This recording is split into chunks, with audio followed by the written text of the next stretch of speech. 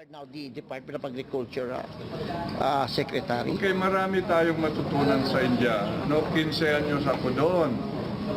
Let me highlight ano yung natutunan natin doon. Yung, yung sahod ulan, pagsasahod ulan, rainwater harvesting.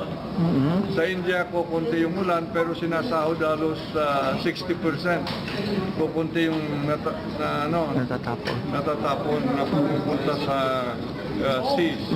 Dito, ang triple yung volume ng ulan sa Pilipinas. Pero, 6% lang yung hinaharvest natin para sa agrikultura.